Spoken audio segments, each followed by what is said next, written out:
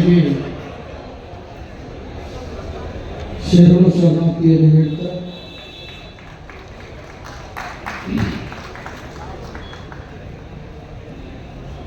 ಇವತ್ತಿನ ಕರ್ನಾಟಕ ಲೋಕಸೇವಾ ಆಯೋಗ ನಡೆಸಿದಂಥ ಆಡಳಿತ ಸೇವಾ ಅಧಿಕಾರಿಗಳ ಆಯ್ಕೆಗಾಗಿ ನಡೆದಂಥ ಪರೀಕ್ಷೆಯ ಗೊಂದಲದಿಂದಾಗಿ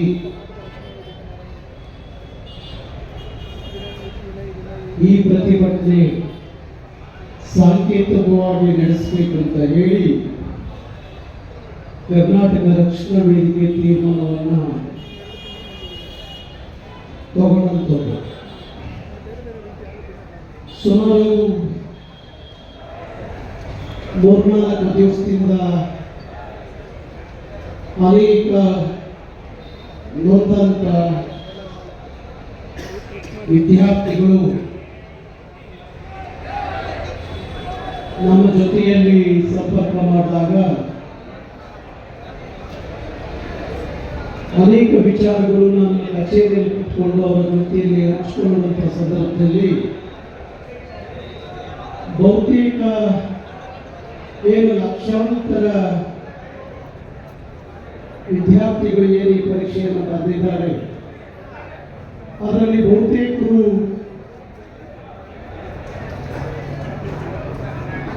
ಕನ್ನಡದ ಮಾಧ್ಯಮದಲ್ಲಿ ಓದ್ಕೊಂಡು ಬರೆದಂಥ ವಿದ್ಯಾರ್ಥಿಗಳಿಗೆ ಹೆಚ್ಚು ಇರುವುದು ಗಮನಕ್ಕೆ ಬರುತ್ತೆ.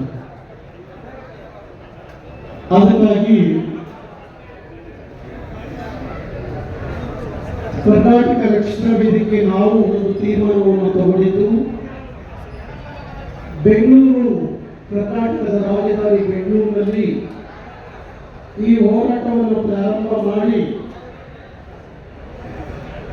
ರಾಜ್ಯದ 31 ಜಿಲ್ಲೆಗಳನ್ನು ಈ ಹೋರಾಟವನ್ನು ತಗೊಂಡು ಹೋಗಬೇಕು ಅಂತ ಹೇಳಿ ಕರ್ನಾಟಕ ರಕ್ಷಣಾ ವೇದಿಕೆ ತೀರ್ಮಾನ ಮಾಡಿತ್ತು. ಕೇವಲ ಈ ಹೋರಾಟ ರಾಜಧಾನಿಗೆ ಸೀಮಿತ ಆಗಲಿ, ಕರ್ನಾಟಕ ಲೋಕಸೇವಾ ಆಯೋಗ ಇಲ್ಲಿವರೆಗೂ ಮಾಡಿಕೊಂಡು ಬಂದಿರುವಂತ ಎಲ್ಲ ತಪ್ಪುಗಳನ್ನು ಖಂಡಿಸಿ ಇನ್ಯಾವತ್ತೂ ಇಂಥ ಅನ್ಯಾಯವನ್ನು ಕರ್ನಾಟಕ ಲೋಕಸೇವಾ ಆಯೋಗ ಮಾಡಬಾರದು ಅನ್ನುವ ಕಾರಣಕ್ಕಾಗಿ ಶಾಶ್ವತವಾದಂತಹ ಪರಿಹಾರವನ್ನು ಕಂಡುಕೋಬೇಕು ಅಂತ ಹೇಳಿ ಕರ್ನಾಟಕ ರಕ್ಷಣಾ ವೇದಿಕೆ ತೀರ್ಮಾನವನ್ನು ಮಾಡಿತು. ಹಾಗಾಗಿ ಹೋರಾಟ ಅನ್ನೋದು ಅದು ಒಂದು ದಿವಸದ ಹೋರಾಟ ಅಲ್ಲ. ನಾನು ಅನೇಕರು ನೋಡಿದ್ದೀನಿ, ಮಾಧ್ಯಮಗಳ ಜೊತೆಯಲ್ಲಿ ಮಾತಾಡುವಾಗ, ವೇದಿಕೆಯಲ್ಲಿ ಮಾತಾಡುವಾಗ ಅನೇಕರು ಮಾತಾಡ್ತಾರೆ. ಆದರೆ ಆ ಹೋರಾಟದ ಅಂತ್ಯದ ದಿನಗಳಲ್ಲಿ ಅವ್ರನ್ನೆಲ್ಲ ನೋಡೋದು ಭಾರಿ ಕಷ್ಟ ಆಗುತ್ತೆ. ಕರ್ನಾಟಕ ರಕ್ಷಣಾ ವೇದಿಕೆ ಏನಾದರೂ ಒಂದು ಹೋರಾಟವನ್ನು ಕೈಗೆತ್ತಿಕೊಂಡಾಗ ಅದು ದಡ ಮುಟ್ಟೋವರೆಗೂ, ನ್ಯಾಯ ಸಿಗೋವರೆಗೂ ಹಿಂದಕ್ಕೆ ಹೋದಂತ ಉದಾಹರಣೆಗಳೇ ಇಲ್ಲ. ಬಹುಶಃ ನೀವು ನೋಡಿರಬೇಕು, ಭಾರಿ ವರ್ಷಗಳಿಂದ ಒಂದು ಹೋರಾಟ ನಡೀತಾ ಇತ್ತು. ಕರ್ನಾಟಕದ ಎಲ್ಲ ಉದ್ಯಮಗಳ ಮೇಲೆ ಕನ್ನಡದ ನಾಮಫಲಕ ಕಡ್ಡಾಯ ಅನ್ನುವ ಹೋರಾಟ ನಡೀತಾ ಇತ್ತು. ಭಾರಿ ವರ್ಷಗಳ ಹೋರಾಟಕ್ಕೆ ಅಂತ್ಯವನ್ನು ಬರೆದವರು ಯಾರಪ್ಪ ಅಂದ್ರೆ ಅದು ಕರ್ನಾಟಕ ರಕ್ಷಣಾ ವೇದಿಕೆ ಕಾರ್ಯಕ್ರಮ. ಯಾವ ಕರ್ನಾಟಕದ ರಾಜಧಾನಿ ಬೆಂಗಳೂರು, ಭಾಷಾ ಅಲ್ಪಸಂಖ್ಯಾತರ ಸ್ವರ್ಗ ಅಂತ ಹೇಳಿ ಕರೆಸಿಕೊಳ್ಳುವಂತ ಬೆಂಗಳೂರಲ್ಲಿ ಬದುಕಲಿಕ್ಕೆ ಬಂದವರು, ವ್ಯಾಪಾರ ಮಾಡಲಿಕ್ಕೆ ಬಂದವರು, ಕನ್ನಡದ ನಾಮಫಲಕವನ್ನು ಹಾಕದೆ ದಬ್ಬಾಳಿಕೆ ಮಾಡುವಾಗ ಡಿಸೆಂಬರ್ 27ನೇ ತಾರೀಕು ನಾವೊಂದು ಕರೆಯನ್ನು ಕೊಟ್ಟು ಡಿಸೆಂಬರ್ 27 ಕರೆ ಕೊಟ್ಟು ಇಡೀ ರಾಜ್ಯದಲ್ಲಿ ಹೋರಾಟ ಪ್ರಾರಂಭ ಆಯಿತು. ಅದೇನು ಕೆಲವೇ 106 ದಿವಸ ಮಾಡಲಿಲ್ಲ. ಡಿಸೆಂಬರ್ 27 ತಗೊಂಡಂತ ಹೋರಾಟ ಮಾರನೇ ದಿವಸ ಕರ್ನಾಟಕ ಸರ್ಕಾರ ಒಂದು ಕಾಯ್ದೆಯನ್ನು ತಂತು. ಕರ್ನಾಟಕದ ಎಲ್ಲ ಉದ್ಯಮಗಳ ಮೇಲೆ ಹಾಕುವ ನಾಮಫಲಕಗಳಲ್ಲಿ 160% ಕನ್ನಡ ಬಳಕೆ ಆಗಬೇಕು ಅನ್ನುವ ಕಾಯ್ದೆಯನ್ನು ಜಾರಿಗೆ ತಂತು. ನಾವು ಸುಮಾರು 106 ಜನ ಕಾರ್ಯಕರ್ತರು ಅವತ್ತು ಹೋರಾಟದಲ್ಲಿ ನಮ್ಮನ್ನು ರಾತ್ರಿ 11 ಗಂಟೆಗೆ ಬಂಧಿಸಿ ತಗೊಂಡೋಗಿ 16 ದಿವಸ ಜೈಲಲ್ಲಿ ಇತ್ತು. ನಿಮಗೆಲ್ಲ ಗೊತ್ತಿಲ್ಲ.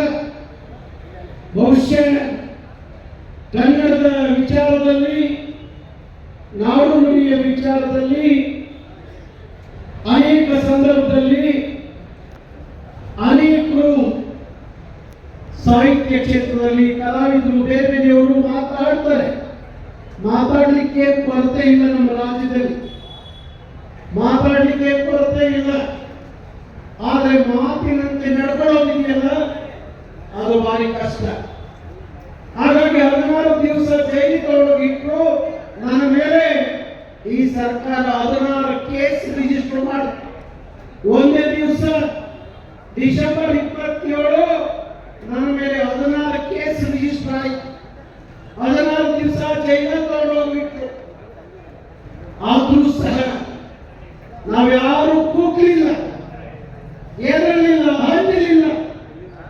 ನಮ್ಮ ಹೋರಾಟ ಪ್ರಾರಂಭ ಮಾಡಿ ಇವತ್ತು ಬೆಂಗಳೂರು ಅಷ್ಟೇ ಅಲ್ಲ, ಇಡೀ ಕರ್ನಾಟಕದಲ್ಲಿ 100ಕ್ಕೆ 90 ಭಾಗ ನಿಮಗೆ ಕನ್ನಡದ ನಾಮಫಲಕಗಳು ಇವತ್ತು ಕಾಣ್ತಾ ಇದೆ ಅಂದ್ರೆ ಅದು ಕರ್ನಾಟಕ ರಕ್ಷಣೆ ವೇದಿಕೆ ಮಾಡುವಂತ ಹೋರಾಟ.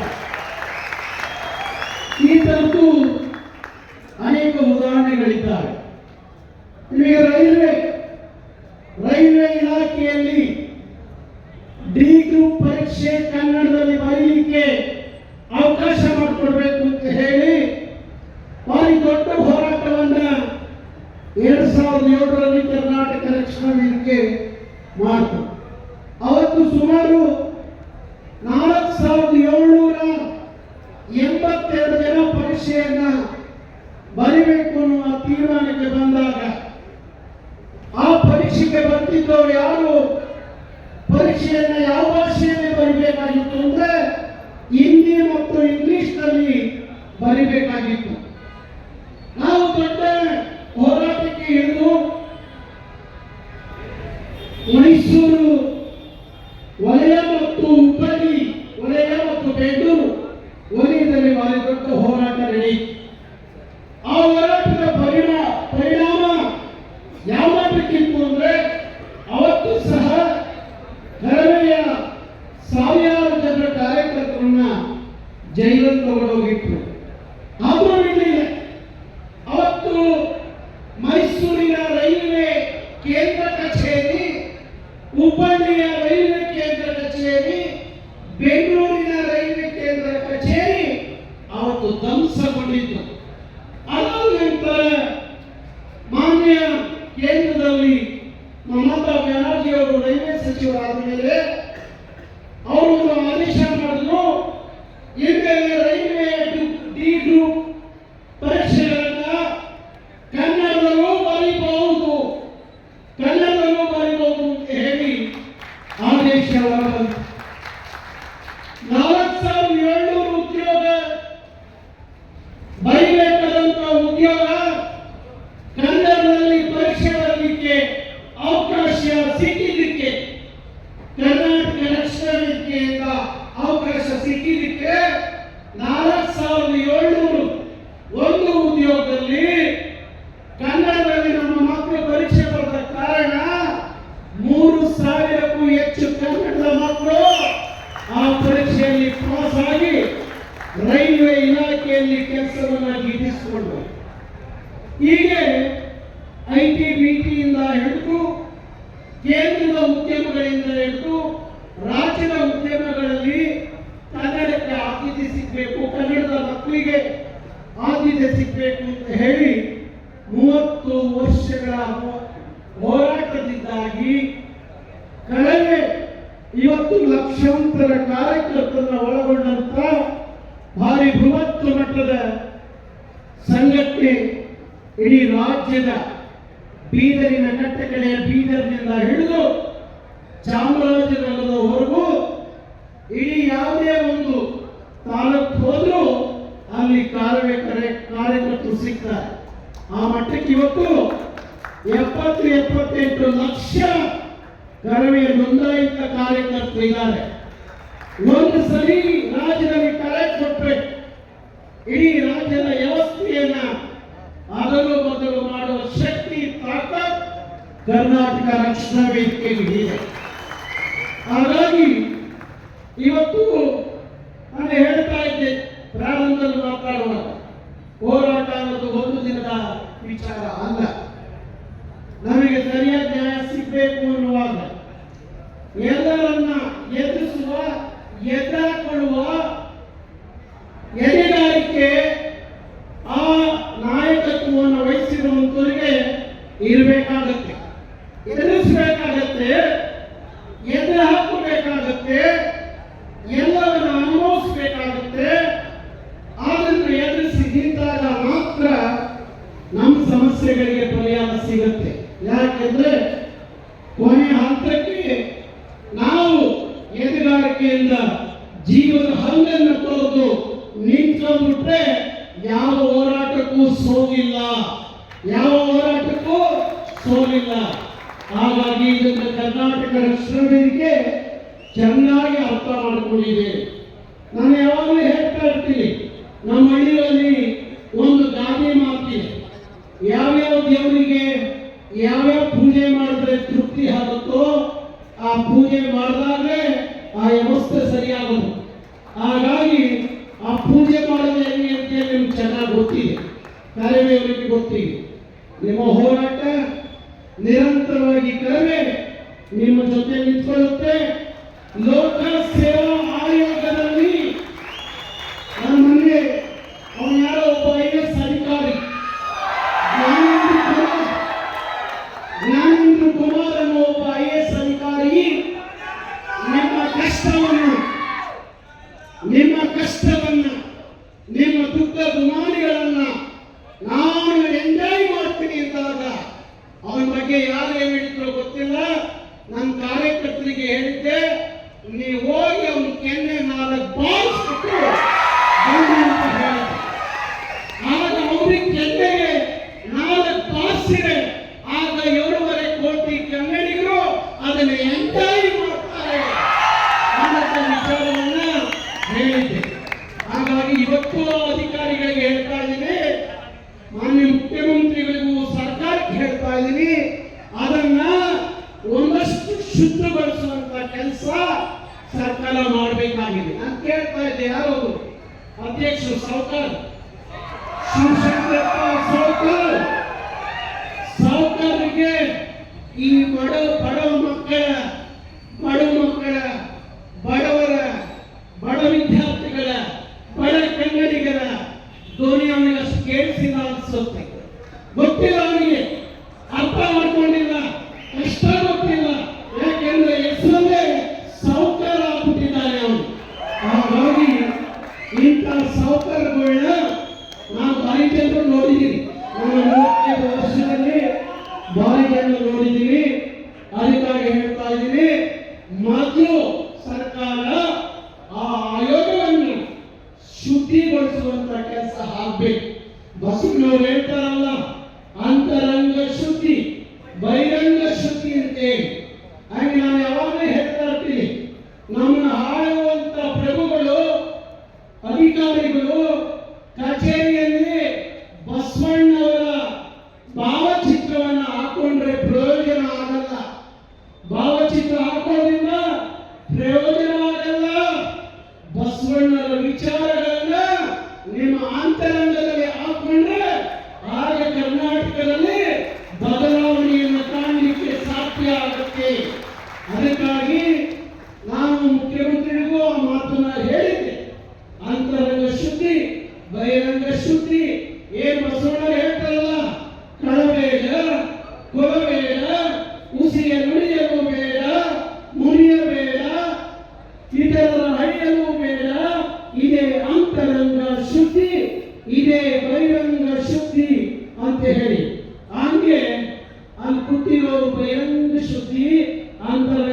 ಸೃಷ್ಟಿ ಆದ್ರೆ ಕರ್ನಾಟಕ ಸಮೃದ್ಧವಾಗಿರುತ್ತೆ, ಸಮೃದ್ಧವಾಗಿರುತ್ತೆ. ಕನ್ನಡದ ಮಕ್ಕಳ ಭವಿಷ್ಯ ಬದುಕು ಸಮೃದ್ಧವಾಗುತ್ತೆ ಅನ್ನೋ ಮಾತನ್ನ ಈ ವ್ಯವಸ್ಥೆಗೆ ನಾವು ಹೇಳಬೇಕಾಗುತ್ತೆ. ಆ ವ್ಯವಸ್ಥೆಯಿಂದ ಸರಿ ಮಾಡಲಿಕ್ಕೆ ನಾವು ಯುವಕರು ತಾವು ಈಗ ನಿಮಗೆ ಅನ್ಯಾಯ ಆಗಿದೆ, ನಿಮ್ಮ ಪರೀಕ್ಷೆ ಬರದ ಕಾರಣ ನಿಮ್ಮ ಬದುಕಿಗಾಗಿ ನಿಮ್ಮ ಅನ್ಯಾಯವನ್ನು ನೀವು ಪ್ರತಿಭಟಿಸ್ತಾ ಇದ್ದೀರಿ. ಇಷ್ಟಕ್ಕೆ ಸೀಮಿತ ಆಗಬಾರದು. ಕನ್ನಡಕ್ಕೆ, ಕನ್ನಡದ ನುಡಿಗೆ, ಕನ್ನಡದ ನೆಲಕ್ಕೆ, ಜಲಕ್ಕೆ, ಗಡಿಗೆ, ಬದುಕಿಗೆ ಧಕ್ಕೆ ಬಂದಾಗ ನಿಮ್ಮ ರಕ್ತಗಳಲ್ಲಿ, ನಿಮ್ಮ ದೇಹದ ರಕ್ತಗಳಲ್ಲಿ ನಿಮ್ಮ ರಕ್ತ ಕೊತ ಕೊತ ಅಂತ ಕುದಿದೆ. ಈಗ ನಿಜವಾದ ಕನ್ನಡದ ಕಾಳಜಿ ಇಷ್ಟಕ್ಕೆ ಬರುವುದಲ್ಲ, ಇಷ್ಟಕ್ಕೆ ಬಂದಿದ್ದ ಆತ್ಮ.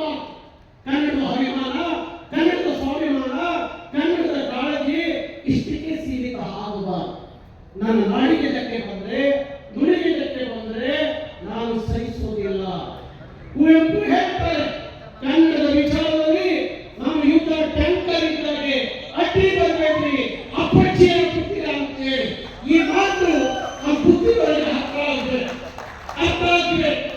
ಹೇಳ್ತಾ ಇದ್ರು ನಮ್ಮ ಗೆಳೆಯರು, ಕನ್ನಡದ ವಿಚಾರದಲ್ಲಿ ಯಾರಿಗೆ ಬೇಕಪ್ಪ ಅಂದ್ರೆ ಆಜ್ಞೆ ಮಾಡೋ ಹರಿಗಳೆಲ್ಲ ದೇವರೇ ಆಜ್ಞೆ ಎಲ್ಲ, ಆಜ್ಞೆ ಮಾಡೋ ಹರಿಗಳೆಲ್ಲ ದೇವರೇ ಆಜ್ಞೆ ಎಲ್ಲ.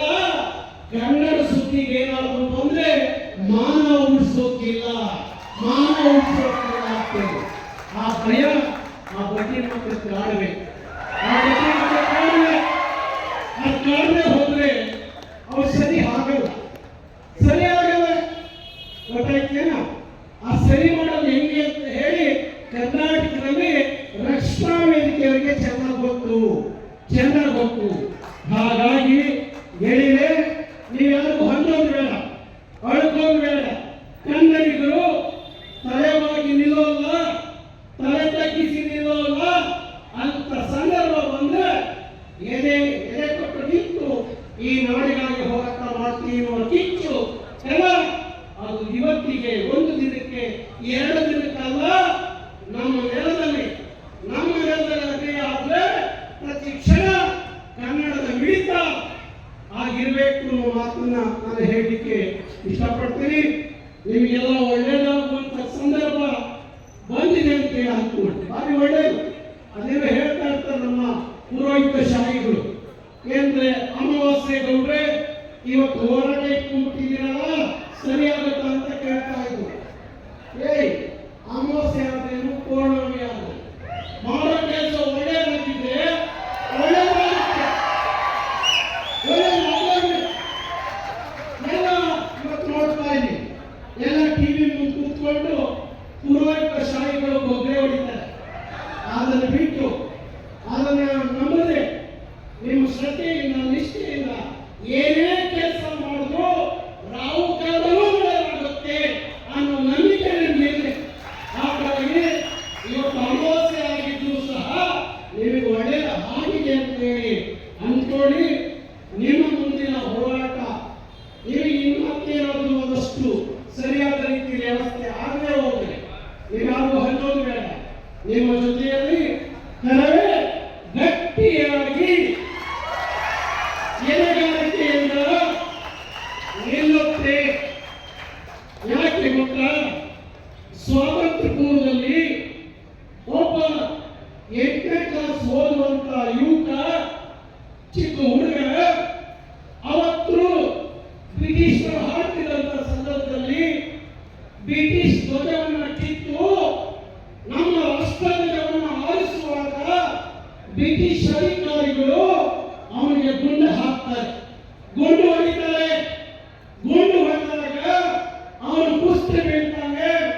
ಅವನ ತಗೊಂಡೋಗಿ ಆಸ್ಪತ್ರೆಗೆ ಸೇರಿಸಿದಾಗ ಅವನು ಕೋಮಾಗೆ ಹೋಗಿರ್ತಾನೆ. ಕೋಮಾದಿಂದ ಎಚ್ಚರ ಆದ ಮೇಲೆ ಅವನು ಕೇಳ್ತಾನೆ, ನಾನು ಯಾಕೆ ಆಸ್ಪತ್ರೆಗೆ ಬಂದೆ, ನನಗೆ ಯಾಕೆ ಕರ್ಕೊಂಡು ಬಂದ್ರಿ ಅಂತ ಹೇಳಿ ಕೇಳ್ತಾರೆ.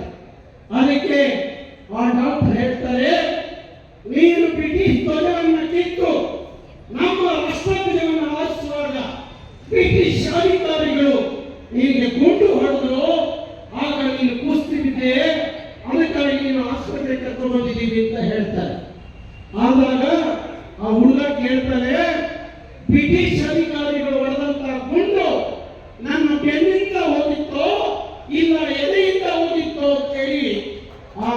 ಕೇಳಿದಾಗ ಡಾಕ್ಟರ್ ಹೇಳ್ತಾರೆ, ಕೆಲವೇ ಕ್ಷಣದಲ್ಲಿ ನೀನು ಸಾಯ್ತಾ ಇದೀಯಾ, ಬೆನ್ನಿಂದ ಹೋದ್ರೇನು ಎದೆಯಿಂದ ಹೋದ್ರೇನು ಅಂತ ಹೇಳಿದಾಗ ಆ ಹುಡುಗ ಹೇಳ್ತಾರೆ, ಬೆನ್ನಿಂದ ಹೋಗಿದ್ರೆ ಗುಂಡು ಬ್ರಿಟಿಷ್ ಅಧಿಕಾರಿಗಳಿಗೆ ಎದುರುಕೊಂಡು ಓಡುವಾಗ ಹಿಂದಿನಿಂದ ಬ್ರಿಟಿಷ್ ಅಧಿಕಾರಿಗಳು ಗುಂಡು ಹೊಡೆದ್ರು ಅಂತ ಹೇಳಿ ಅವರು ಆಡ್ಕೋತಾರೆ. ಅದೇ ನನ್ನ ಎದೆಗೆ ಗುಂಡು ಬಿದ್ದಿದ್ರೆ ಬ್ರಿಟಿಷ್ ಅಧಿಕಾರಿಗಳಿಗೆ ಎದೆಗಾರಿಕೆಯಿಂದ ಎದೆ ಚಾಚಿ ನಿಂತು ನಮ್ಮ ದೇಶಕ್ಕಾಗಿ ಹೋರಾಡಿ ಗುಂಡು ಹೊಡೆಸ್ಕೊಂಡು ಸತ್ತೆ ಅನ್ನುವ ಮಾತು ಕೇಳುವಂತೆ ಅದಕ್ಕಾಗಿ ಕೇಳಿದೆ ಅಂತ ಹೇಳ್ತಾರೆ. ಹಾಗೆ ನೀವು ಈ ನಾಡು ವಿಚಾರ ಬಂದಾಗ, ಕನ್ನಡದ ವಿಚಾರ ಬಂದಾಗ ಬೆಂಕೋಸೋರು ಹಾಕಬೇಡಿ, ಬೆಂಕೋಸೋರು ಹಾಕಬೇಡಿ. ಎದೆಗಾರಿಕೆಯಿಂದ ನಿಂತು ಹೋರಾಡುವಂತಹ ಶಕ್ತಿ ಸಾಮರ್ಥ್ಯ ನಿಮಗೆ ಬರಲಿ ಅಂತ ಹೇಳ್ತಾ ನಾನು ಮಾತು ಮುಗಿಸ್ತೀನಿ.